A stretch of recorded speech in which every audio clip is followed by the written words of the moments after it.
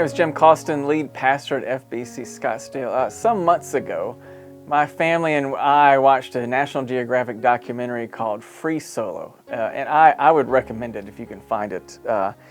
It tells the story of Alex Honnold's attempt in 2017 to climb Yosemite's El Capitan mountain, the 3,000-foot vertical cliff. And he does this without safety ropes. Many people have climbed it. He was attempting to be the first person to do it freehand, meaning no safety ropes. If he fell, and there would be no catching him. It's called free climbing, and it has kind of become a sport for experts. I'll be honest, and the documentary says this, free climbers don't live terribly long. A lot of them have died because if you make one mistake, you perish. The documentary is riveting, and I was especially impressed by the filmmakers because I knew that he didn't die on this attempt. I knew that the ending was not going to be him plummeting to his death and folks having a funeral and so forth.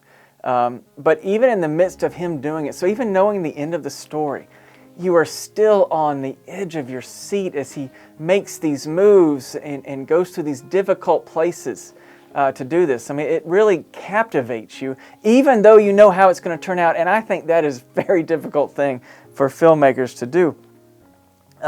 So I would recommend it because you're sitting there thinking if he messes, if he has one poor grip, if his muscles are tired and worn out, if he slips, it's over. It's over, and you're watching this happen. I read an article recently in Rolling Stone magazine with Alex Honnold on a couple-year anniversary of this documentary coming out. And the journalist asked him about death and if he believes in God, the fact that he is so close to death all the time. Does he have a belief in God? What does he think about that? And after acknowledging some spiritual connection to nature when he's climbing, he said, quote, "No, I'm very anti-religion. I think it's all just medieval superstition." And he goes on, quote, "I think some people turn to faith as a crutch. The harder thing is to stare into the abyss and understand that when it's over, it's over." Let me first say that I admire Alex's courage and his ability to scale mountains free-handed. I also appreciate his honesty. I think he voices the sentiments and feelings of a lot of people about religion and faith. A lot of millennials, of which he is one, medieval superstitions and a crutch. To someone on the outside of faith, I can understand how it may look like old traditions and appear to be a way to just pep people up, right? What is missed by Alex and folks of the like mind is that my faith in Jesus Christ, makes really big demands upon me. Faith makes demands upon the faithful. I receive untold blessings from my relationship with Jesus. That is absolutely true. Purpose and peace and forgiveness, new life. No doubt, God gives and gives. But being in a relationship with God also costs. I'm called to love others. I'm called to serve others. I'm called to make myself vulnerable and put myself out there for others. Spiritual connection to a mountain doesn't make demands. Devotion to nature doesn't ask anything of the devotee. Worship of inanimate objects or created things doesn't cost.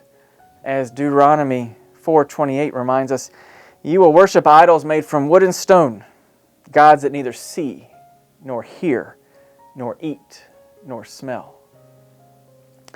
I think Honnold has it backwards. It's easy to stare into the abyss of nothingness. That doesn't make demands. It doesn't cost.